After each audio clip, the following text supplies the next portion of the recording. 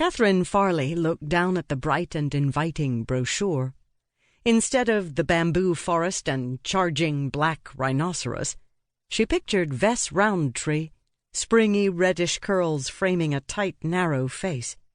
Ves radiated energy, competence, intensity. Sharp lines at the corners of Ves's eyes and mouth revealed the gnawing mindset of a warrior, a woman who had scrabbled for what she had and could always imagine disaster looming. Catherine turned a page of the brochure. "Doesn't it look great?" Bob's tenor voice was eager. Catherine smiled at him. She could see herself and Bob in the mirror behind an old saloon bar they'd installed at the end of their long living room, which overlooked the marsh. It had cost a pretty penny to buy the bar and arrange for its shipping, but that was back when they had plenty of money. The bar was a restored relic from a shuttered saloon in an abandoned cattle drive town. Now the golden oak bar and brass footrail gleamed with polish, as bright as when long-ago adventurers, con men, prospectors, and cowboys drank mule-kick bourbon and eyed saloon girls. She appraised her reflection clinically. Medium height, nice figure, sleek black hair drawn back in a chignon, aristocratic features that were a dime a dozen in period films, dark eyes that had once been merry. Her smile was easy, though that took every ounce of her steel will.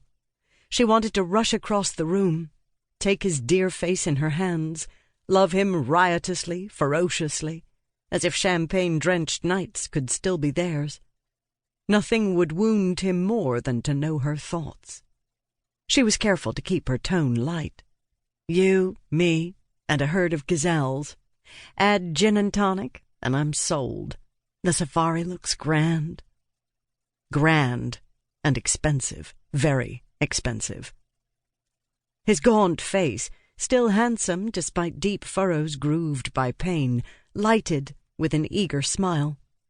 For an instant the past overlay the present, and it was like seeing Bob when he was strong and able to walk easily, didn't have to hobble with legs encased in braces, a cane in his left hand.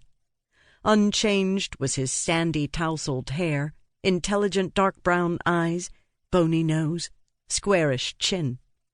He one-handedly propelled the wheelchair, which he used at home, and rolled up to her. "We get a big discount if I book next week. We'll save a bunch of money." She listened as if enthralled, hearing the wanderlust, the hunger to go and do and be, the need for variety and new experience, despite the maimed right arm that lay useless in his lap and the weakened legs. She listened and knew the cost of such a trip mounted into the thousands. Thousands they didn't have.